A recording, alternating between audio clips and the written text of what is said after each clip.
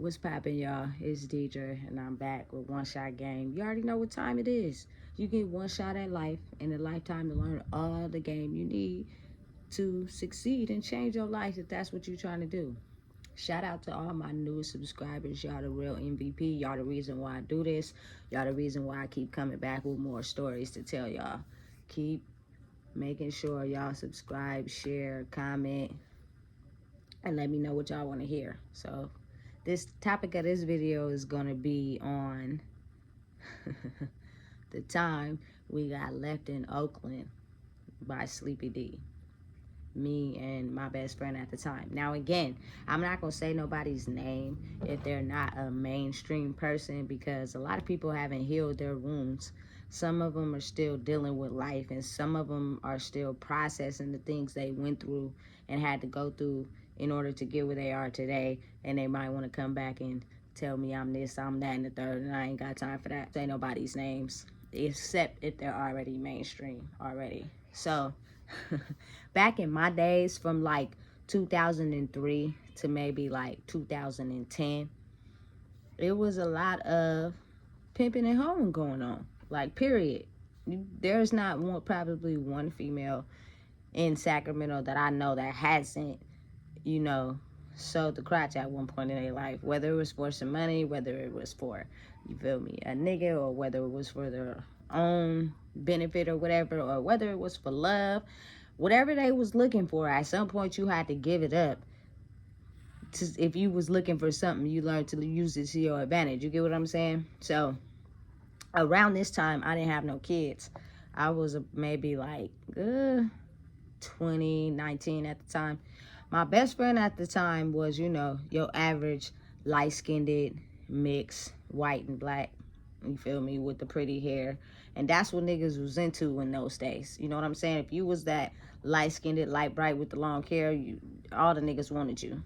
You know what I'm saying? So me and my best friend was having another day in Sacramento in the neighborhood. Sometimes life had its highs and sometimes life lows.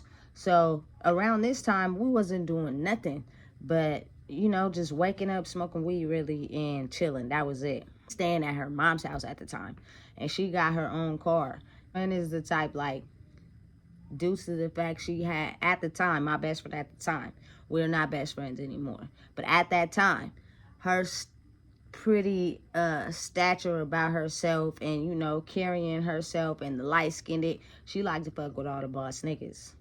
You know what I'm saying? That was her thing. That's what she did. That's how I met all of the really Oakland and San Francisco and all them type rappers in that day and age.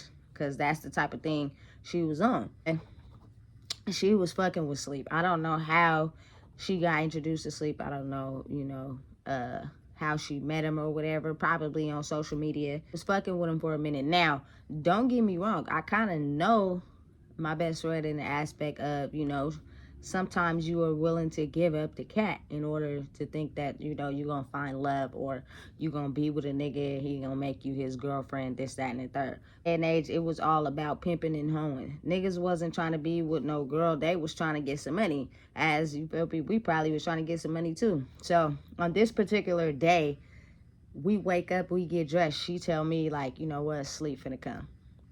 All right, cool. In my mind, all I'm thinking about is the fact that we about to take this mission to Oakland, which is about an hour, depending on how he drive. If we drive, that we just gonna be smoking weed the whole entire time. It's gonna be like a little mini mission with weed included, because he's the type of nigga always had like a whole bag of weed and some backwoods. You know what I'm saying? So that's what I was thinking in my mind. Now, who knows what was discussed prior to, or what they talked about on what was gonna happen in the situation. I also knew that I was down to my last 2 blunts, and when you go to Oakland, it's a way you could make some money, and it's probably gonna be you selling the cooch. I'm just saying, I'm just being honest. We already get dressed. We already, tapered up and looking good. We pull up. Whoever he was with had him drop him off. My best friend had a little Infinity on that was green on tennis. That mug was clean. You know what I'm saying? So of course, in them days, it's, you feel me, hella popular to let the popular nigga drive your car. She like, we about to go to Oakland. Cool. So we hop in the car, you feel me? Anybody sitting in the back in those days is the people who had to get the food, they had to roll the weed, they had to do everything in that day and age. So me, I'm sitting in the back. It's my best friend in the passenger, sleep in the driver's seat, and me in the back. You pass it back to me, you about to roll the wood because he driving. You know what I'm saying? So, you know, it take like an hour to get to Oakland. We slapping. We didn't smoke the whole way. Niggas is lit. One thing about them days is if you signed up to go on a trip, it is a possibility that you might not eat that day. So be prepared, because what comes with that lifestyle is a lot of weed smoke, a lot of drinking sometimes. A lot of people didn't drink, but a lot of weed smoke being blown. They not eat that day. So be prepared to, you know, just be lit on an empty stomach, which was crazy to me. But anyway, I was down for the cause. I was down for the ride. I always been the type to have the friends that's with all the shit. And you feel me? I was with all the shit, but not really. Up to Oakland, right? In the meantime, before it gets dark, Sleepy D done took us to the studio. We around D-Lo. You feel me? We chilling with all these niggas. You feel me? It's me and my best friend. We vibing. She rocking. She is exploring the scene and talking and vibing with everybody. Me, I'm just kind of in the background watching. Not only that, I'm high as shit. Really, it ain't nothing too much to be said, but paying attention and looking around and watching the scene. That day, you know, Sleep, he from Oakland, so we riding around Oakland. We chilling. We in the studio around maybe like 6, 7 o'clock. It get dark, so this nigga decides to drive us to E14. And if you from Oakland, or even if you not from Oakland, everybody know that International and E14 is like the whole strips. You can walk on those streets and get money if that's what you trying to do. And at that time, niggas was like, yeah, we gonna come and blow all the tree, but at some point you gonna have to reimburse us, which is crazy. Nobody could just, you feel me, blow the tree for free. It wasn't like that. But me, on the other hand, I guess I'm different. I don't mind. I didn't mind at that time smoking with somebody. But the F if they didn't have no money. But, you know, to each his own. We already know what's going down when we get out there. You feel me? Nobody pressured me to do nothing. I wasn't gonna get my money up to no nigga. You feel me? None of that was going on. But I knew that if I needed some money for the next day or whatnot, I'm gonna have to get out there and do it as well, which I did. I ain't gonna lie, I'm not scared of my past. I'm not running from it. I don't give a damn, to be honest. I didn't have no kids at this time. I was living free, living wild, and I was doing me, and that's what it was. Like 6 or 7, we pull up on East 14th, we get out, me and my best friend, right? We walking together, you know. We did this shit together. That's just how the shit roll, right? We had each other back just in case anything got too serious or anything went down. It's a couple days on East 14th. Well, she do. And then I bust like maybe 1 or 2. Sleep comes back. Because mind you, he's driving my best friend car at the time. He comes back. The fact that me and my best friend is like the type that get the money, but we don't want to share the money. So in those day and age, they call that a renegade, but I don't think it is. I think it is if you're going to at least do something like that in that field and you want to keep some of the money and you don't want to give it away to a nigga, you don't have to. Nobody, you feel me, signed up for that. And back in those days, a lot of niggas didn't have shit either. So it was like, you want me to give you my money that I went out there and made, and you don't got shit either. Everything that is in this car besides the weed is mine. Like, niggas was really dependent on females back then. Like, depending on you to go on the strip and make that money. That shit was crazy. But it's cold. So we get back in the car. What's being discussed is the fact that my best friend signed up to give this nigga her money. Whatever money she made. Now, I don't know that discussion. I don't know when that conversation took place. For whatever reason, she was like, absolutely not. I'm not doing it. Right? We get back out the car because it's cold and it's kind of slow. But, you know, once you get in that life and the money start coming a little fast, you start getting a little greedy a little bit. You know what I'm saying? Because you want to make sure you came to Oakland for what it's worth and not going back to Sac with no money. Out there, this nigga pulls off with the car, drives down E14 right in front of us and drives off. Right? At this point, I have no idea what's going on. But my best friend like, oh, I'm about to call my mom and have them report the car stolen, da da da da da da da, you know. In his mind, he probably was thinking like, you know what I'm saying? You don't want to give up the money that you made. I'm about to take your car.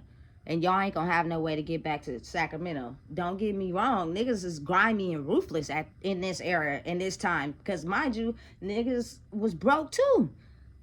We always trying to make some money, but the niggas just more ruthless with it because women in those days give the power to the men. Let her drive your car, let him do this, let him do that. So he had that power and control with her car. She was like, I'm about to call my mom, report the car stolen. Mind you, we outside on E14, cold in the motherfucker. It's so cold out there, bro. My toes was frozen. At this point in time, we ain't even tripping. We not paranoid or nothing like that. We not worried, but we just trying to figure out our next solution. Being the fact that we from Sac and she know a lot of people, at some point we probably was going to get back to Sacramento, but she was going to have her mom report the car stolen first. And it's obvious that you know that this type of nigga from Oakland is a P.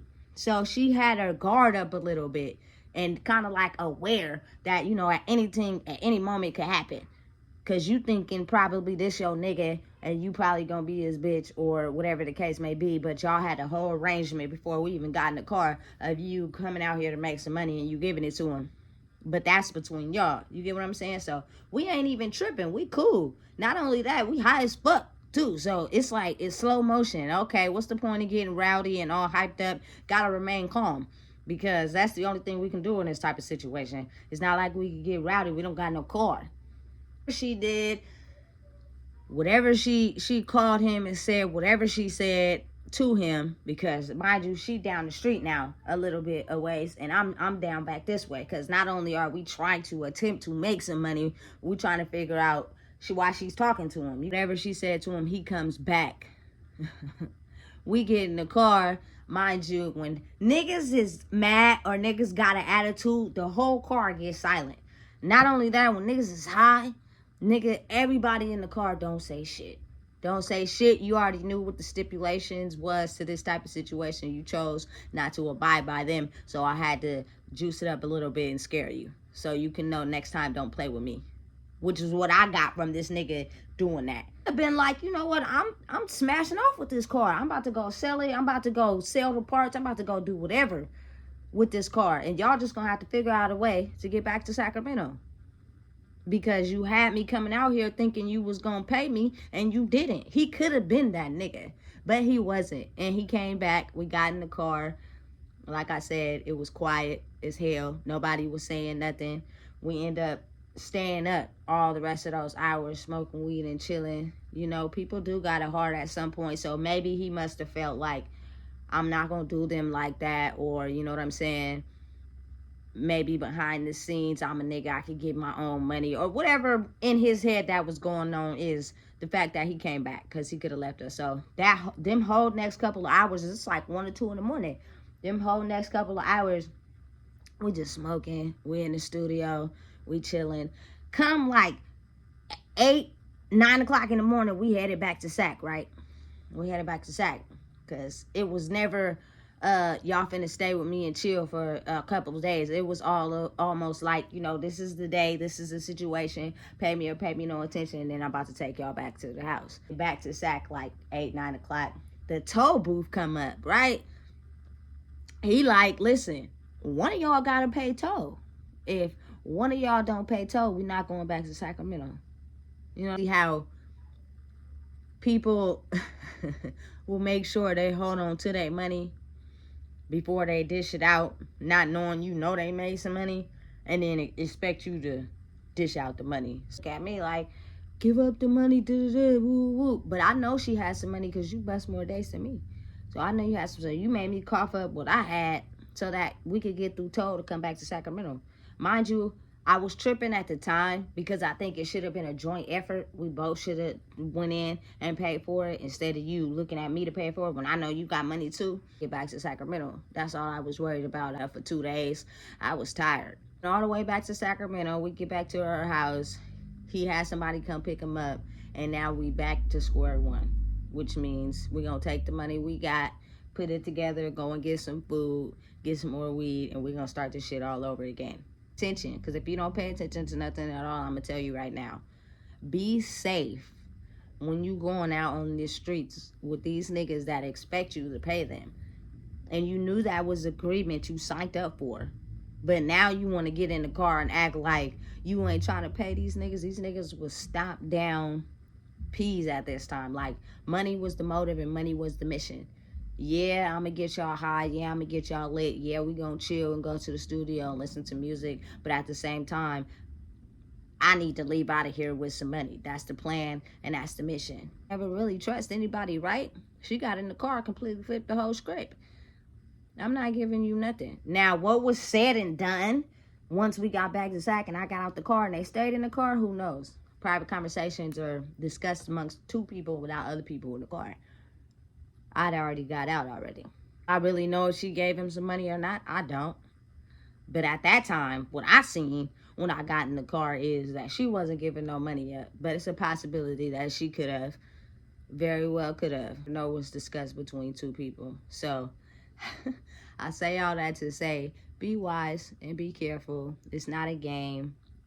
At least not in that era. It's a new world order now. A lot of people, going into business for themselves and, chasing their own goals and own missions. But it's still a lot of that going on. It's still a lot of women who is willing to sell their soul for a bottle of Amsterdam and 2 blunts.